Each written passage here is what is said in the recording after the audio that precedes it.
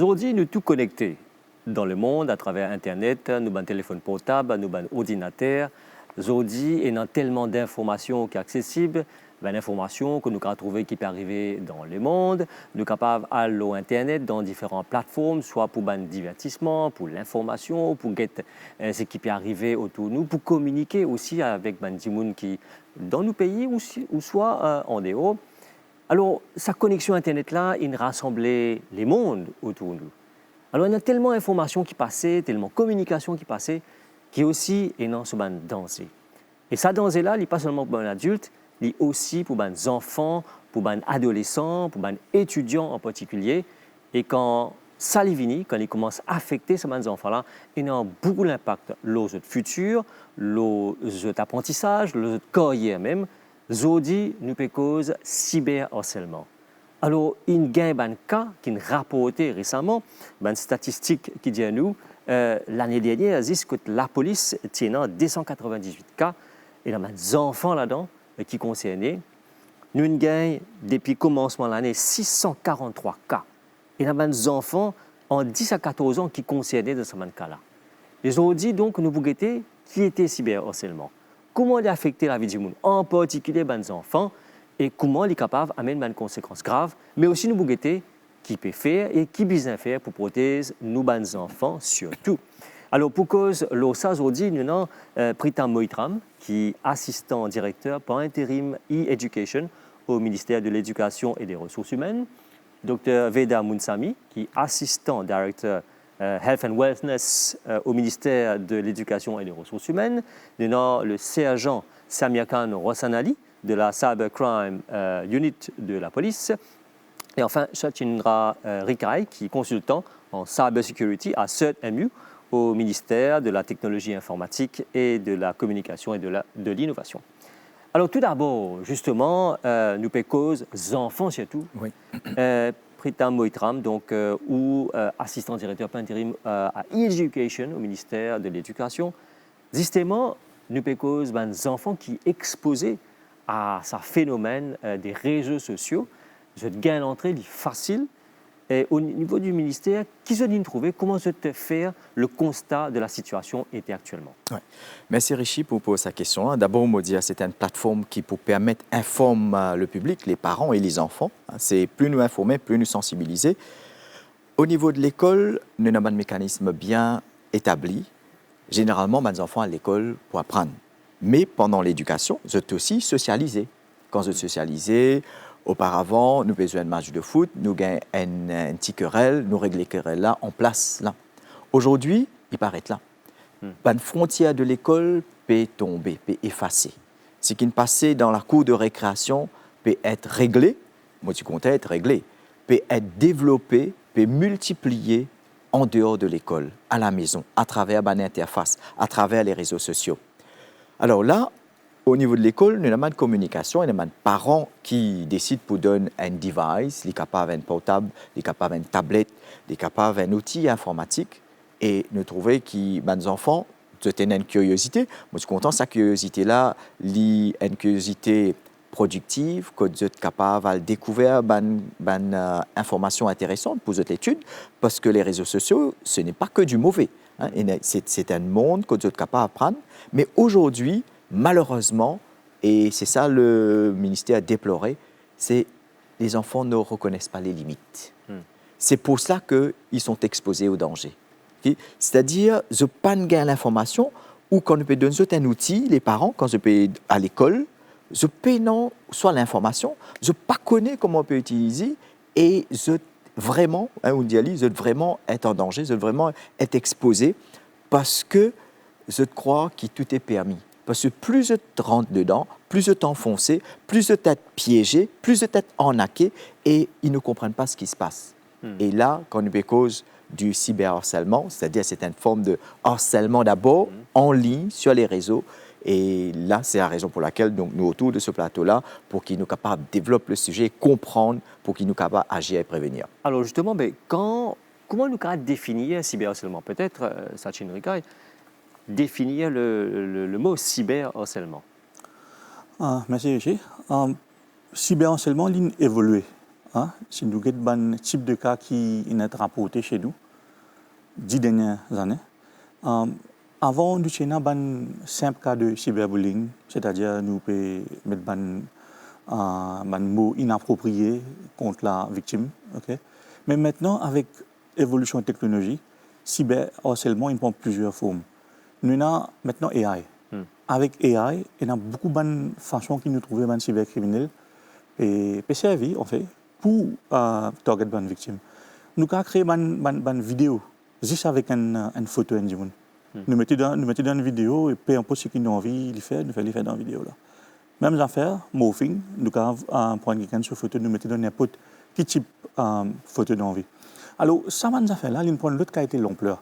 Et malheureusement, un type de cas aussi, ils ont augmenté, comme on mentionné tout à l'heure. Si nous regardons les dernières années, les cas ont bien augmenté. Et nous trouvons, comme on peut demander, c'est quoi cyberharcèlement. Alors, il y a un moyen qui bully, cybercriminel, je servis la technologie, je servis l'Internet pour essayer de cause harm aux bonnes victimes. Comment Mr. Mohitra Minja, dans le passé, il y a certaines affaires, je peux régler dans l'école. Okay? Mais maintenant, il n'est plus dans la frontière là. Alors, la majorité des affaires peuvent être réglées sur Internet. Okay? Alors, une personne se trouve bien facile parce que la technologie est available. Et un type de cas qui est de cyberharcèlement, nous avons revenge pornographie, nous avons sextortion, nous avons cyberbullying, okay? Nous avons misuse of fake profile. Alors, il y a une personne qui crée un faux profil de cette victime et je te partage ça partout. Et dans cette façon-là, nous trouvons le cyberharcèlement évolué beaucoup et maintenant, il est un peu plus sophistiqué. Quand on cause ben jeune, c'est Jean Rossanadi. Comment la police, Lily l'avait charlé, disons, nous peut dire cyberharcèlement, qui est le cas où on gagne au niveau de la police et comment on traite ça? Bon, merci Richie pour l'invitation sur le plateau. Quand nous cause cyberharcèlement, nous faisons une petite historique le harcèlement directement. Harcèlement existait depuis bien avant même. Quand nous avons peer groups, à l'école, je choisis un dimoun juste pour faire vivre une victime par rapport à sa physionomie ou ça. Oui. Je trouve un défaut avec lui, je commence à faire un commentaire. Ça, c'était le bullying typique qui était auparavant parce que nous patinons encore l'Internet. Mais après, il a changé le cyberbullying. Cyberbullying, c'est quoi? C'est pas...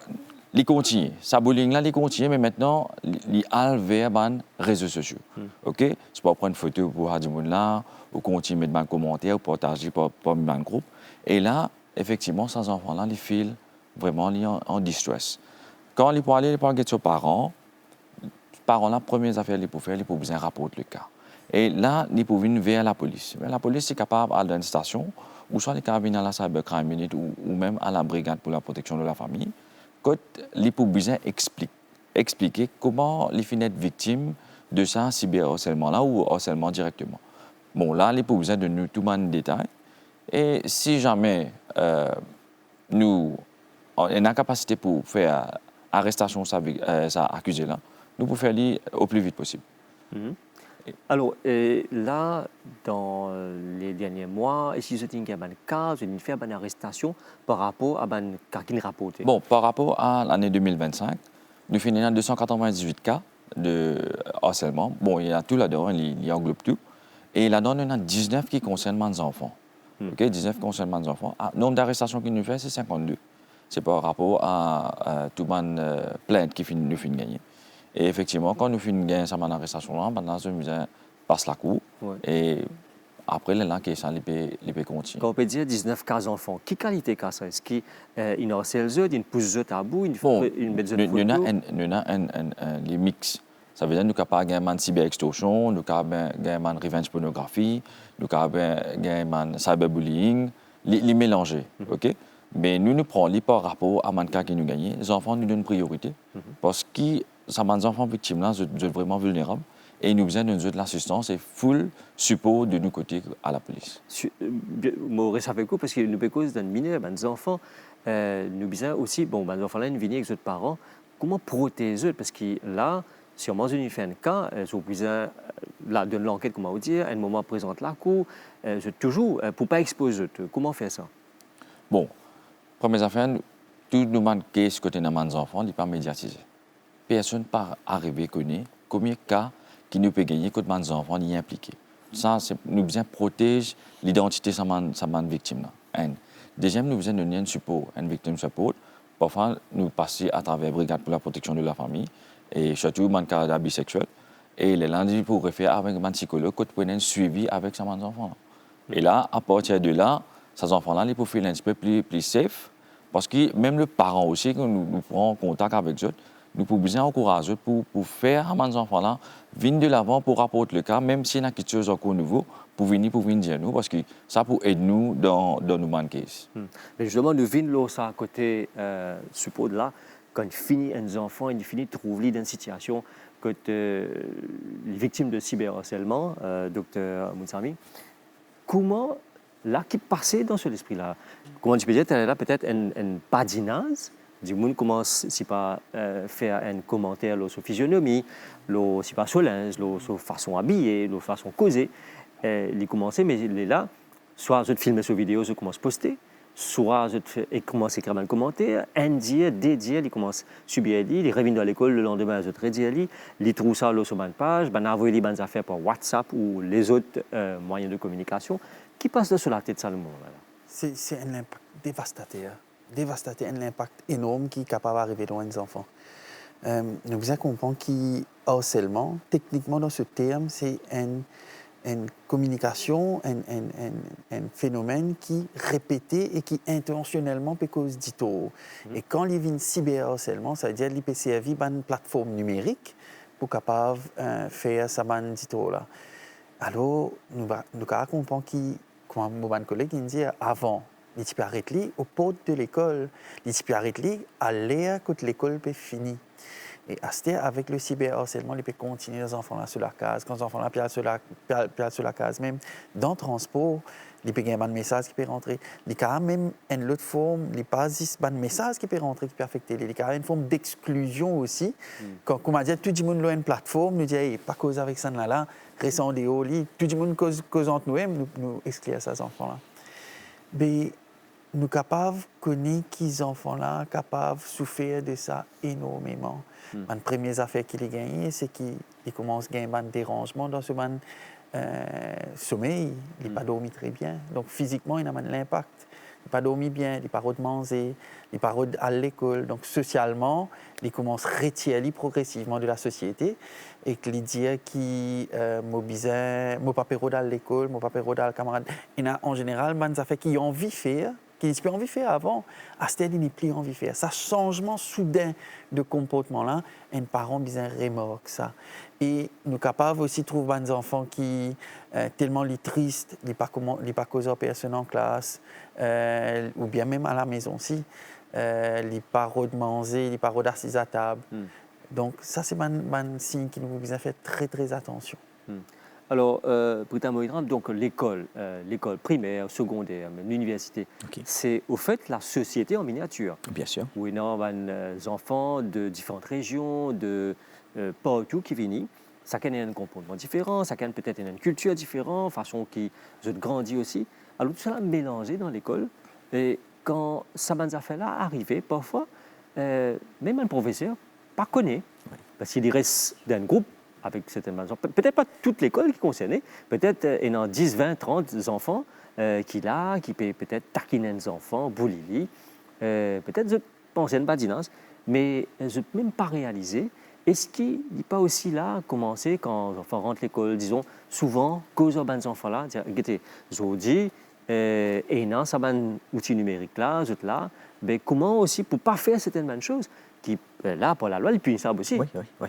Merci pour sa question-là. Et Oumbia Diali, l'école, c'est une société en miniature, un microcosme, et c'est un lieu où converge la différence. Chacun est dans son attitude, sa mentalité, chacun est dans son vécu à la maison, chacun est dans son milieu social.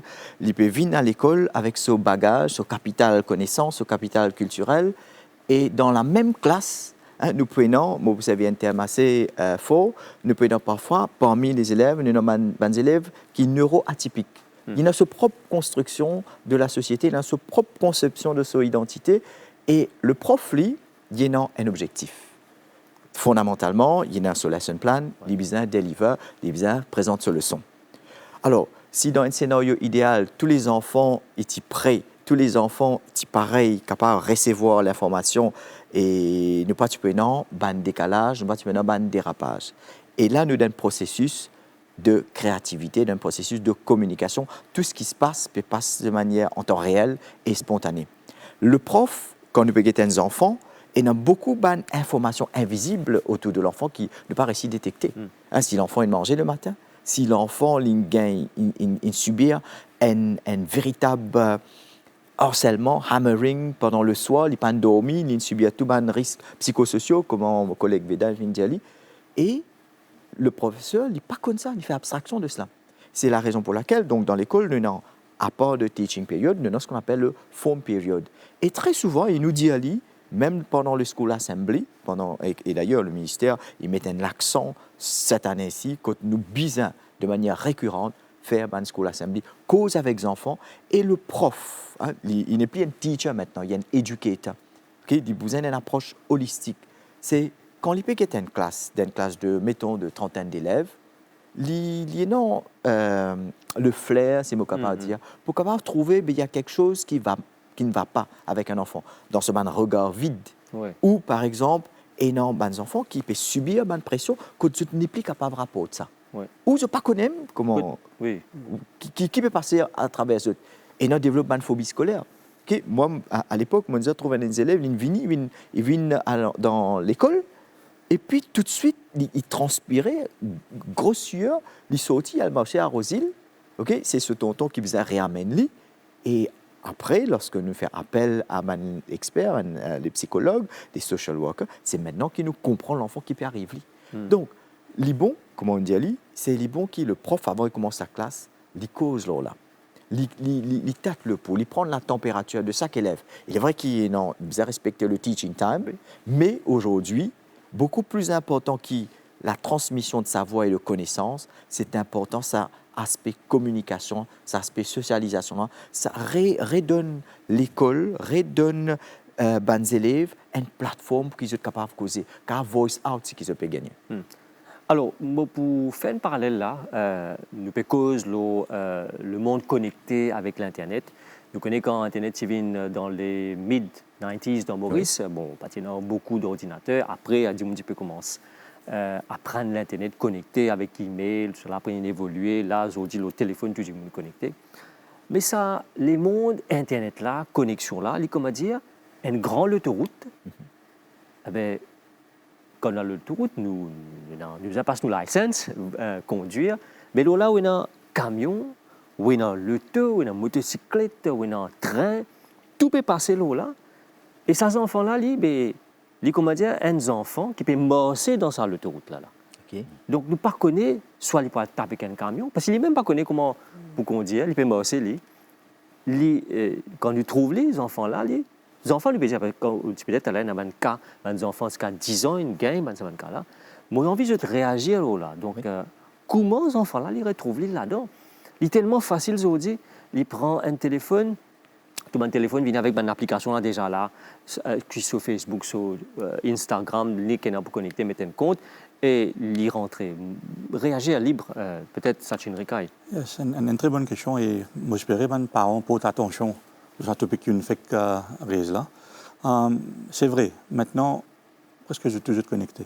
Smartphone, il y a des affaires qui, maintenant, même les enfants, l'école primaire aussi, peut-être je là, maintenant aussi. Oui. Et suite à ça, si je fais ressortir une statistique, nous pouvons cause vers 2013-2014. Nous pouvons faire une awareness qui nous déjà peut faire en ce moment aussi, dans plusieurs collèges, écoles primaires. Dans l'école primaire, quand nous sommes allés, en 2013-2014, déjà, les enfants qui ont 12 ans, je suis dans un compte Facebook. Okay? Je suis dans un compte Facebook. Et des gens comme un friend, je suis là, 500, 600 friends. Et quand je parle de mon collège, à l'époque, là, quand nous demandons les enfants Forme 3, Forme 4 à l'époque, je suis à près 4000 à 5000 friends. Et 5000 friends, c'est le maximum qui est dans Facebook, qui est là. Et le nombre d'utilisateurs qui s'y registrent sur Facebook, c'est dépasse près 800 000. We go one decade later. C'est imaginer maintenant combien de monde connecté aux réseaux 10 ans sociaux. après. 10 ans après. Ouais. Et là, nous avons l'émergence of TikTok, Ouais. nous avons Snapchat, tout ça. Ouais. Alors, plus en plus bonnes personnes, je t'ai connecté aux réseaux sociaux. Et là, effectivement, il y a un danger qui peut arise. Et mobile penetration, by the way, l'infini dépasse 100% à Maurice. C'est la mode mentionné smartphone. Alors, l'information bien accessible, bien facile pour être connecté. C'est là que les cybercriminels, je te servis ça comme une opportunité. Okay? Et si nous n'avons plus beaucoup de jeunes les réseaux sociaux, bien sûr, le nombre de cas aussi peut augmenter. Et nous trouvons que, comme on mentionnait tout à l'heure, cet encadrement-là est bien important. Et l'outil principal pour combattre le cybercriminel, c'est la sensibilisation. Et nous déjà pu faire depuis assez longtemps. Dans plusieurs écoles, nous avons dans un centre communautaire que nous avons des housewives qui ne sont pas vraiment illiterate, parce que nous pensons que ça affaire-là, il concerne chacun dans la population, including les elderly. Alors là, pour nous, il est plus facile pour nous inculquer cette culture de cybersécurité-là. Mais là, quand nous étions en ce moment, vu que nous avons une connectivité bien facile là, nous avons de plus en plus de cas. Okay? Et je disais tout à l'heure, la technologie involve.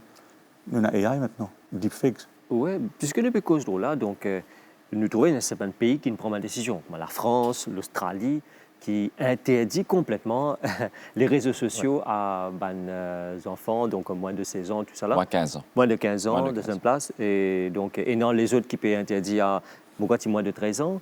Mais est-ce qu'ils, Maurice, est-ce qu'ils ont dit, nous capables de dire qu'ils ont besoin de prendre une décision comme ça? Après, les statistiques ont révélé qu'il y a un cas peut venir. Oui. Aussi deux pays, l'Australie et la France. Là, dans l'actualité, en Australie, un garçon de 13 ans, son bateau indéviré, il fait 4 km pour sauver ses parents. En France, dans le Var, un garçon de 14 ans, il poignarde ce professeur. Okay, on prend ça au hasard et justement, le débat peut faire ce plein et il y a beaucoup de pays, non seulement l'Australie, la France, mais les autres pays qui commencent parce que pour avoir accès aux réseaux sociaux, c'est déjà là, c'est vous besoin d'un certain âge pour qu'ils soient capables d'avoir accès. Maintenant, nous pouvons essayer de réfléchir, comme on dit à nous, c'est la communauté, l'entité mondiale même, et il y a un phénomène tellement dérangeant, il peut dépasser les bornes. Est-ce qu'il nous réglemente l'âge pour avoir accès à ces réseaux sociaux-là? Et il y a un pays qui, par rapport à cette configuration, cette constitution, sont capables de prendre cette décision-là. À Maurice, un de mes premiers pas que le ministère de l'Éducation a abordé, c'est cette année-ci qu'il aborde ça, dans le passé, c'est est-ce qu'il nous besoin bannir le portable au niveau de l'école? Alors, quand on dit bannir le portable, c'est un autre moyen pour avoir accès aux réseaux sociaux. Le débat est en cours. Même le Premier ministre, il avait dit en deux occasions, un au State House, deuxièmement au MGI, lors d'une cérémonie de remise des prix, et il montrait sa ferme volonté pour qui bannir le portable. Mais comme on nous connaît, dans une société, donc nous devons peser le pour et le contre, nous devons respecter les droits de chacun. Et pour en arriver là, nous devons gagner l'avis de l'Attorney General, nous devons gagner plusieurs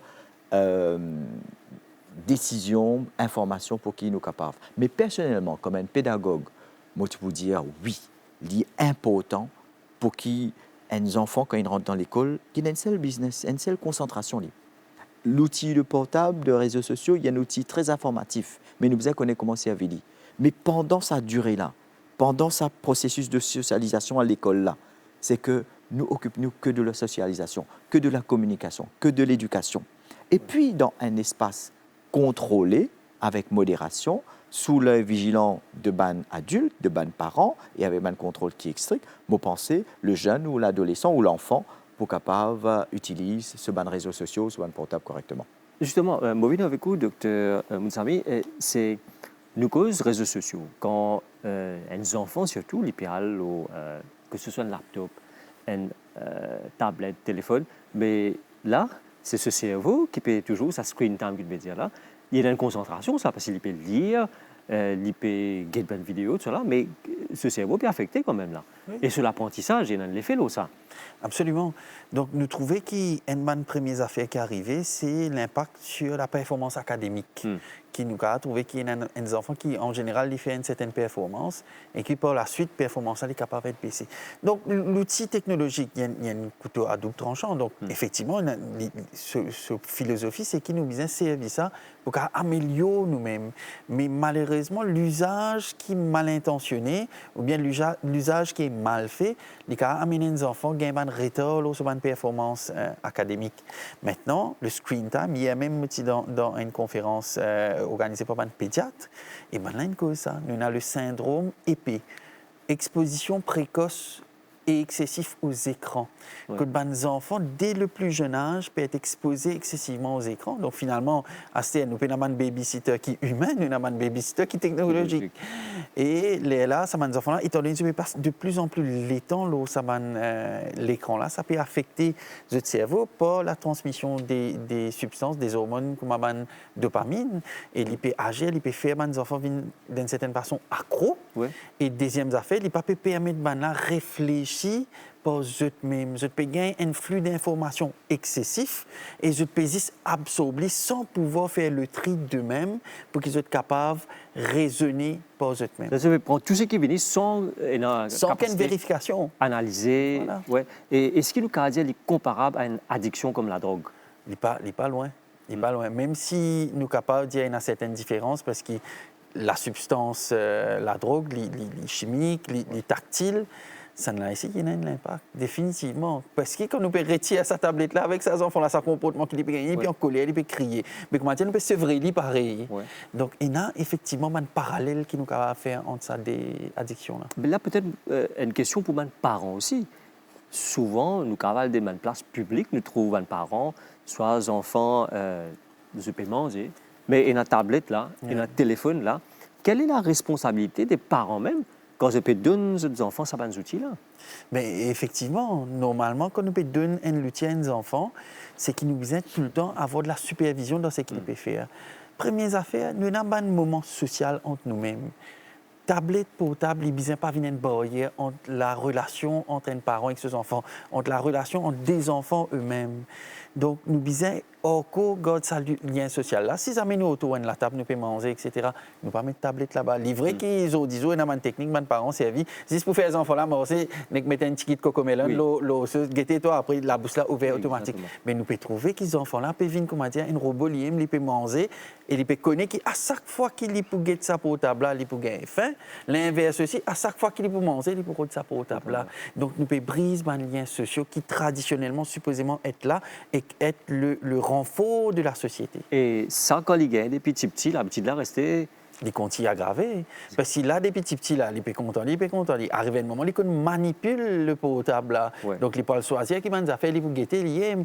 Et dans un moment, quand il regarde une vidéo, quand il peut slide, les autres qualités vidéo qui sont unverified, ou bien à cause d'ito aussi, il peut guetter ça. Je me rappelle avant, quand tu as une émission de la télévision, il y a une PG, moins de 12, etc. Mais l'Internet, nous payons sa facilité de vérifier ça. Et exactement, comme tu peux dire, c'est une plateforme vidéo, whatever, TikTok, whatever. Mais un seul coup, tu peux scroller, pas connaître quelle vidéo peut venir après là. Justement, vous venez avec la police, est-ce qu'en faisant, bon, je vais faire enforcement, est-ce qu'ils veulent faire aussi la sensibilisation et la prévention auprès des jeunes? Nous faisons beaucoup de campagnes ici. Nous avons une campagne, nous faisons la radio, nous faisons dans l'école, nous en collaboration avec 3 ministères, ministère de l'Éducation, ministère Youth, ministère Gender, que bien souvent, ils organisent un programme, que il y a des parents, il y a des grands monde, et nous allons partout, dans un centre communautaire, dans un collège, dans une école primaire aussi, et nous passons le message. Là, on fait référence à un enfant qui a une autoroute. Mais avant tout, nous devons connaître qu'il y a un enfant, et même un adolescent, il y a ça l'esprit de curiosité et aussi aventure.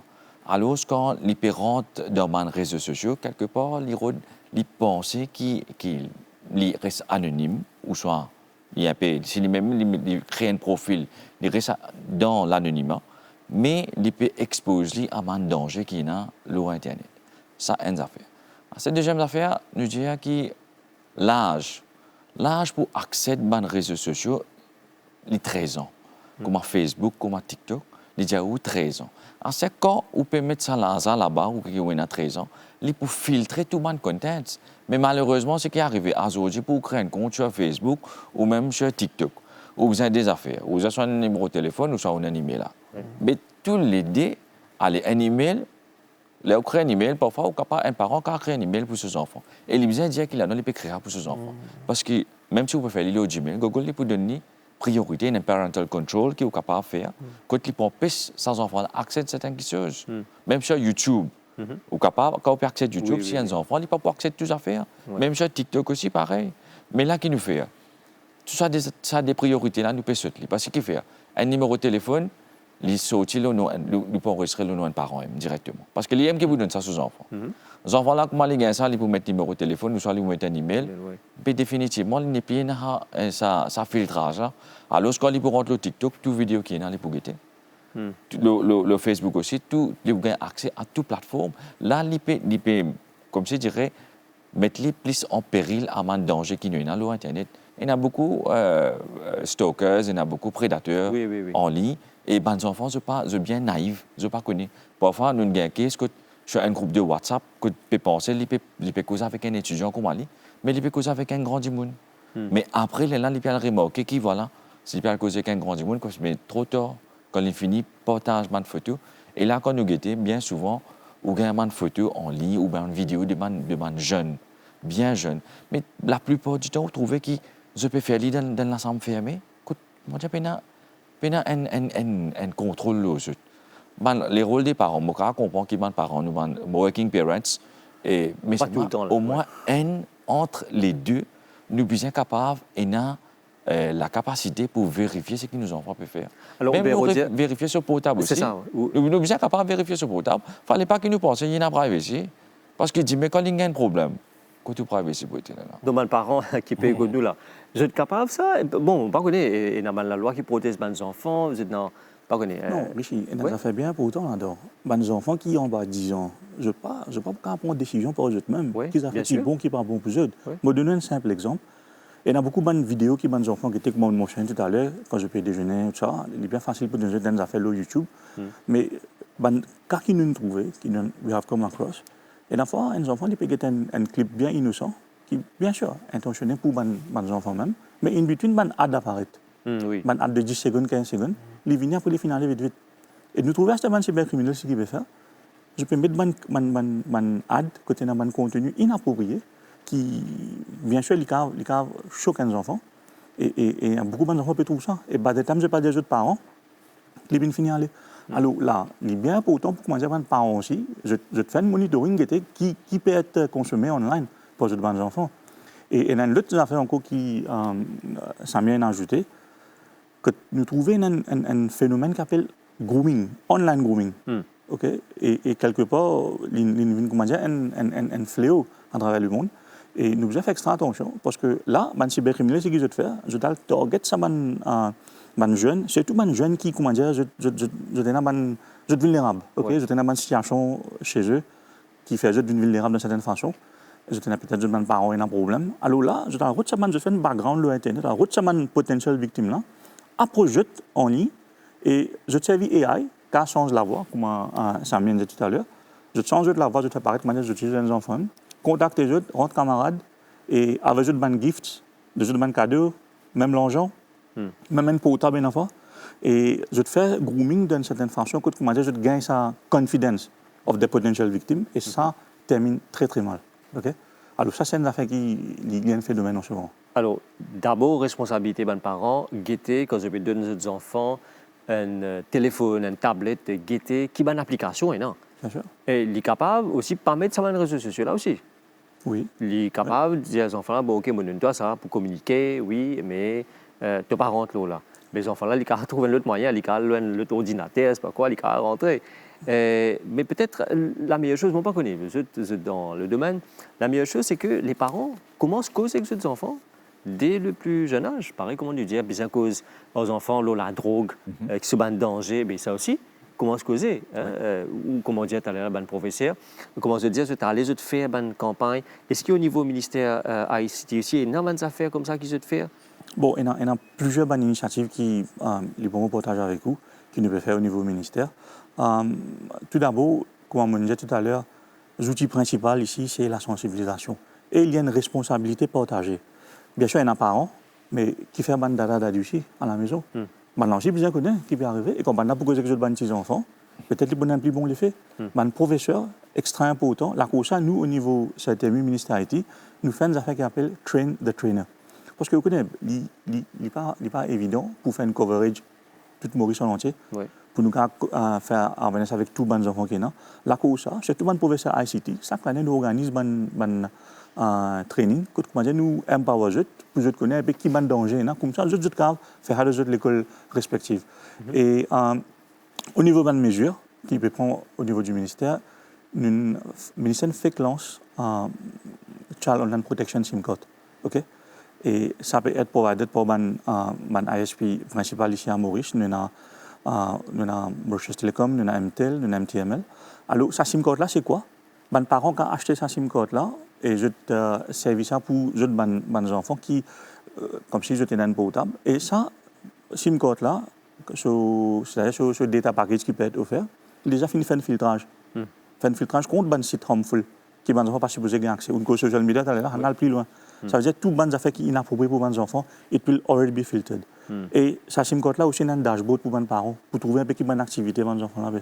So this is something very important qui me pensait être lancé. Il est déjà là, il peut... It's already there. Et pour le Safe Internet Day, moi je viens là dans ce moment, pour en fait une telle cause pour venir pour comme si cause avait plus l'eau là. Et les parents pour gagner l'occasion d'acheter ça. OK? Donc, déjà, si un parent peut donner un portable à ses enfants, il besoin de SIM code. Et quand il y a le code de provider là, il y a DLI qui est dans ce SIM code là. Voilà. Et il y a beaucoup de campagnes de sensibilisation qui peuvent faire au niveau de ça. Mais les bons parents connaissent qui ça fait là exister. Je vais vers trois telles causes là. Je vais acheter un SIM code qui, effectivement, il a design pour protection des enfants en ligne. Et nous avons aussi l'aspect légal. Comment vous connaissez, nous avons la loi Cybercrime Act qui est enactée en 2021. Qui déjà une provision en ligne dedans pour protéger les enfants sur les réseaux sociaux tels que revenge pornographie, online cyberbullying, cyberextortion. Mais là, nous trouvons dans les derniers 5 ans, là, Cyber Landscape, il réévolue encore. Toujours est-il que déjà dans le Children's Act de 2020, on a la section concernée, c'est Child Grooming. Quand il les a fait mention, déjà le online grooming. Quand il protège les enfants contre les gens qui peuvent stalker. Justement, ça c'était une très bonne initiative. Nous avons sa SIM card là qui peut venir. Mais il est important que les parents connaissent, il y a un produit. Nous avons un choix, nous avons acheté. Mais très souvent, et c'est là que la sensibilisation de ce rôle le plus important, qui vous a dit à parents, ils ont fait un choix. Il y a un choix quand on a une SIM card qui déjà fait un filtrage les protéger. Et il y a un choix quand on a la pression de l'enfant qui dit, ben non, moi pas nécessairement. Moi, j'ai accès à l'autoroute pour servir aux métaphores qui ont dit. Et quand nous servons l'autoroute aussi, nous avons deux choses. Nous avons la pédagogie, faire comprendre, nous avons respect des codes, respect de la route, ne pas faire excès. Et quand nous manquons à un règlement, là, nous avons autorité. Nous avons autorité, quand nous avons besoin, prendre une sanction. Et très souvent, c'est que l'enfant, que ce soit un conducteur, il y a un piéton, quand il est dans sa autoroute de Internet, là, comment nous dire, c'est qu'il n'a pas envie d'aventurer, il n'a pas envie de faire tous les excès qui est possible, tant qu'il a une autorité qui ramène à l'autre. Et c'est la raison pour laquelle les enfants, les parents, bien reconnaître les limites. Comme on dit limites, c'est-à-dire comment nous pouvons réagir, comment nous pouvons définir le respect. Comment nous pouvons dire à l'enfant, auparavant, nous avons un grand-parent qui explique ça. Auparavant, nous avons un parent qui peut donner une valeur, un moyen pour que les enfants prennent conscience du mal, de la honte, de l'humiliation. Et il y a des choses qui sont interdites. Mais aujourd'hui, la notion d'interdiction est effacée. Il n'est plus existé pour les enfants. Et c'est la raison pour laquelle il nous faisait continuer de donner sa bonne information pour qu'ils nous soient capables de protéger les enfants. Nous revenons à la loi. Alors, est-ce que dans Maurice et dans la loi, à quel point il est capable de devenir un deterrent pour empêcher ça du monde là, ben faire ça acte là dans cyberspace. Bon. Nous commençons avec un historique de nos loi qui nous est là. Nous avons le ICT Act qui date de 2001. Là-dedans, tout le monde a fait qui concerne le message, si vous pouvez avoir un message, n'importe quel réseaux sociaux ou même directement un SMS, ou capable d'être poursuivi. OK? Cette pénalité assez fort, 1 million de roupies l'amende et 10 ans d'emprisonnement. Ça nous vient le ICT Act. Là, en 2003, nous avons le Computer Misuse and Cybercrime Act. Et après, nous finissons gagner l'amendement, nous finissons gagner Cyber Security and Cybercrime Act 2021. Parce qu'avec l'évolution des lois, des offenses aussi, nous devons cadrer nos offenses d'après ce type d'harcèlement ou extorsion, pornographie, revenge pornographie. Nous devons catégoriser la loi. Et je une pénalité assez forte, 1 million et 20 ans en prison. Okay? Nous avons la loi inajoutée comme cyberbullying, nous avons revenge pornographie, nous avons cyber extortion, nous avons misuse of fake profile. Tout ça, la loi est ajoutée dans la loi Cyber Security and Cybercrime Act. Ensuite, nous avons aussi le Data Protection Act, que nous avons les data subjects, les personal data, moi, je photos, je nom, ça m'a fait. Après, nous avons le Children's Act, qui remplace le Child Protection Act, et à côté, il définir plus beaucoup les modalités, comment nous capables, quand nous avons des enfants qui sont victimes ou sont accusés, comment nous devons traiter eux, comment nous devons deal avec eux. Nous avons des enfants à 14 ans ou là, 14 ans, et qui ont une décision qu'ils besoin prendre. Là, tout ça, là, finit là-dedans. Nous avons le child pornography, nous avons section 19, que ce pénalité, ici, il faut, les penal servitude directement 10 ans. Nous avons causing a child to be sexually abused, que nous pouvons l'exposer à la pornographie aussi, pareil. Lié aussi ce pénalité, il faut 1 million 10 ans d'emprisonnement. Et tout ça, la loi là, là pour encadrer ces enfants-là. Et vous pensez qu'il y a un déterrent pour ces prédateurs là aussi. Alors, justement, ça va dire que les enfants surtout, quand c'est une victime, là, des adultes finis passent, des adultes finis faire toute cette bonne procédure, c'est-à-dire le rapporter, etc. Ça va c'est qu'elle a resté. Malgré, si on a condamné, je trouvais le perpetrator, comment on dit, à le condamner, il punit, mais il y a ces qui restait. Alors, qui finit après qui finit faire toute cette procédure-là, qui finit trouve du monde, qui finit condamner tout. Comment la personne qui est déjà victime de ce cyberharcèlement ou les autres formes de cyberattaque, enfin, une victime de cette offense-là, comment on ramène eux dans la société, dans la vie normale, et surtout qu'ils sont pour connecter là, pour continuer à connecter avec ce réseau-là. Oui, je ne vais pas arrêter les autres depuis les mondes actuels, parce que quand même, les mondes là, ils peuvent bouger, les autres visiteurs toujours font partie de ça, les mondes là. Nous avons plusieurs services qui sont disponibles. Au niveau de l'éducation, nous avons un psychologue de l'éducation et nous avons un travailleur social de l'éducation. Et on a fait un travail d'approche, surtout quand ce qui est de la réintégration de l'enfant dans l'école, dans la salle de classe. Donc, je rejoins les enfants-là, je joins les parents, je discute, je cause les modalités, je cause le ressenti de l'enfant, qui m'a frayé avec les enfants-là capables d'un école hyper retourner. Et de là, je devise un plan avec les enfants-là, comment se réintégrer dans la société de l'école, comment le parent peut aider l'enfant à la maison aussi. Mais bien sûr, nous avons un cas qui vient extrêmement sévère par la suite. Là, c'est qui nous fait, nous avons une collaboration avec le ministère de la Santé, que nous sommes capables de référer un cas vers les psychologues cliniciens de la santé ou même les psychiatres de la santé, que là, tellement qu'à la sévère, nous sommes capables d'une une thérapie un peu plus intensive avec ces enfants-là, et peut-être même un psychiatrique à prescrire un médicament pour aider les enfants-là et aider les parents-là ici. Mais aussi, nous avons une affaire qui nous besoin toujours rappeler. C'est qui nous peut cause l'élève victime, mais nous besoin aussi cause l'élève harceleur. Ouais. Parce que ça ici, il y a un phénomène très très important. Capable ça des enfants qui peuvent faire du tout là, ils ne peuvent pas réaliser qu'ils peuvent faire du tout. Ça c'est un. Deuxième, même quand ils peuvent faire du tout, ils peuvent continuer à assister là-dedans. Donc ces enfants là ici, besoin d'un soutien. Bien sûr, nous besoin sanctionner d'une certaine façon, mais ils besoin d'un soutien pour qu'ils ici ils réalisent ce qu'ils peuvent faire. n'est pas correct. Et même en tant que parents, il est difficile pour nous accepter que nos enfants peuvent faire erreur. Oui. Moi, tu as envie d'appeler les parents là ici pour qu'ils soient réalisés, mais si jamais arrivé, je peux suspecter qu'ils ont des enfants capables de faire du tout à un autre enfant, que ce soit dans la vie réelle ou bien dans une plateforme virtuelle. je bien trouve certains signes. Les enfants peuvent rester trop beaucoup sur les réseaux sociaux. Ils peuvent développer certains plaisirs, un comportement, un peu pas trop correct, quand ils peuvent agacer sur les réseaux sociaux. Il faut se poser la question. Il faut en parler. Toujours parler avec les parents, ça demeure une solution, un échappatoire pour ces enfants-là. Le parent doit être la personne de confiance de l'enfant. Il n'est pas capable d'un étranger qui a une plateforme. Les enfants-là, ils bien connaissent qu'ici, il y a un problème. Il y a dire papa, il y a dire maman, il y a dire daddy, dada, il y a dire tout ça, mais tout on arrive à une situation dans l'école que je n'ai pas sentiment bien, je sentiment être victimisé. L'autre affaire aussi, si nous ne sommes pas une victime, nous ne sommes pas un auxiliaire, mais nous sommes un témoin. Oui. Nous sommes un témoin de sa situation-là. Nous aussi, nous avons la capacité pour capable de dire que oui, nous ne sommes pas d'accord avec ce qui peut passer. Et nous avons des enfants qui peuvent être harcelés dans l'école. Nous sommes capables de le dire à nos professeurs, nous sommes capables de le dire à nos maîtres d'école, nous sommes capables de le dire à nos parents aussi. Maman, papa, tu as un camarade qui n'est pas trop correct dans l'école, moi, il est bien fatigué sur la tête, etc. Et en tant que parents, en tant qu'adultes responsables, il nous devoir, quand nous pouvons trouver qu'il y a un enfant en situation de détresse, nous devons alerter l'autorité. Donc briser le silence, comme on le dit. Exactement. Et là ici, si jamais arrivé qu'il y a des enfants et des jeunes, ils peuvent trouver qu'il y a une certaine difficulté pour la cause avec un adulte responsable, il est capable, nous avons des plateformes de hotline. Nous avons le hotline de Life Plus du ministère de la Santé, qui est 24/7, qui est un psychologue qui est présent là. Si jamais nous ne pouvons pas sentir bien, nous avons un téléphone là, le hotline là. Quel numéro? C'est 188.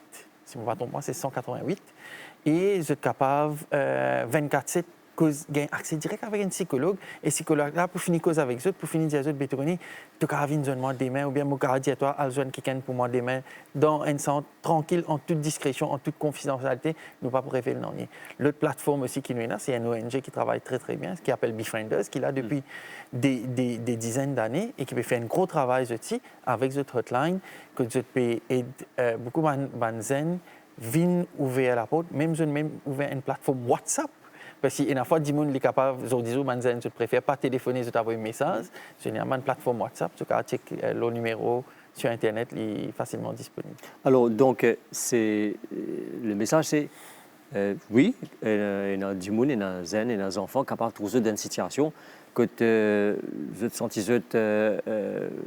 vulnérable, je ne suis pas capable de faire rien, mais au fait, il y a les moyens, il y a l'arsenal légal, et non, comment on peut dire, les services qui sont là, et non, la loi qui sont là, mais seulement le maître mot, c'est prévention quand même. Oui, oui. Prévention et sensibilisation, les deux. Comme on dit, il y a l'aspect soutien au niveau, quand nous avons rapport d'un incident, nous avons Mocos Plus. Motion, c'est avec un online reporting system. Ce système-là, il est là depuis déjà 8 ans maintenant.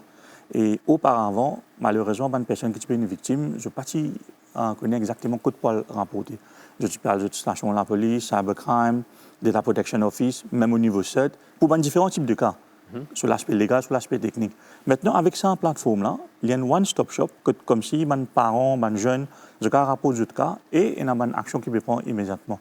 Par exemple, si quelqu'un est une victime de cyberharcèlement, tel que misuse sur fake profile, tout ça, alors nous avons une collaboration avec un service social media providers, tels que Facebook, TikTok, que nous avons fait enlever certains contenus depuis Internet, mais fait qui est vraiment bien offensif, bien sûr.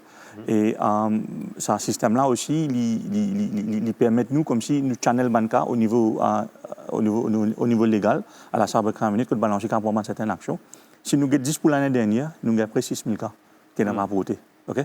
6 000 cas, Maurice. Et nous pouvons expect, parce que si nous avons 5 dernières années, il y a un type de cas tels que cyberbullying, online harassment, sextortion, même un scam. Hein.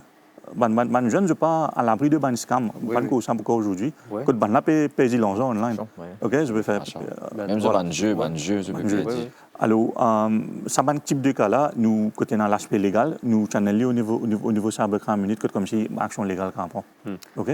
Alors, donc, c'était une très bonne discussion. Nous arrivons à la fin. Mais la dernière question, vous posez, M. Moïtram, puisque nous pouvons dire sensibilisation, prévention, malgré tout la loi, il paraît qu'il y a encore une gens qui ne pas encore comprend, qui les autorités pour agir.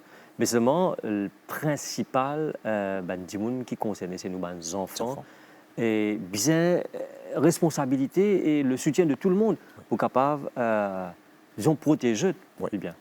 Alors, en guise de conclusion, ce qu'il m'a dire, c'est l'année 2025, c'était l'année quand le ministère de l'Éducation prend l'engagement pour faire une méga sensibilisation quand nous touche 10 000 personnes, hein, c'est-à-dire tous les stakeholders. L'année 2026, et avec le département de e-education, nos focus, c'est sensibiliser la population, la communauté éducative sur le cyberbullying, sur le cyberharcèlement. Et c'est peut-être, je commence avec cette émission-là. Et il y a une chose qui m'a remarqué lors de ce atelier qui nous gagnait là, qui marchait et qui est efficace. Deux choses. Numéro un, c'est que la loi existe. Nous avons notre Children Act de 2020, côté notre tout bonne provision. Nous avons nos crime et cyberbullying promulgué depuis le 19 novembre 2021, qui existe. Si un administrateur, un chef d'établissement, une envie applique ça, il est capable jusqu'au bout de cela. Mais nous ne voudrait arriver à ce niveau-là. Et ce qui marche, nous trouvons, c'est les enfants qui vous sensibilisent les enfants. Nous, les adultes, les stakeholders, pour causer, nous trouvons les enfants, ils font une mise en scène, quand ils montrent toutes les étapes de la souffrance du cyberharcèlement. Quand le témoin aussi, finalement, il trouvait, mon coupable, comme on peut dénoncer. Quand il trouve le harceleur, quand il a vraiment comprend, mais qui fait un harceleur. Quand il trouve la victime, l'atrocité, parce que je n'évoluais dans le même espace. Hier, je suis camarade, aujourd'hui, je vis un ennemi, et sur la plateforme, je peux lancer un message de haine toxique. Et nous, au ministère de l'Éducation, nous voudrait sensibiliser, trouver un mécanisme, faire les autorités, les parents, les élèves comprennent que le cyberbullying, le cyberharcèlement, c'est un mal, c'est un fléau, et nous devons arrêter, nous dire non dans toutes les écoles au cyberharcèlement. Alors, cyberharcèlement, donc, c'est pas seulement un mal, c'est un crime même. Et donc, l'essentiel, comme on dit, c'est protéger nos enfants et faire tout ensemble pour capable protéger nos enfants. Alors, merci beaucoup pour cette bonne information. Oui. Le CFA Internet, si vous voulez, parce que il y a des affaires qui nous peut organiser au niveau ministère, ça a été vu depuis les derniers 10 ans. Et CFA Internet nous fait chaque année en février. OK?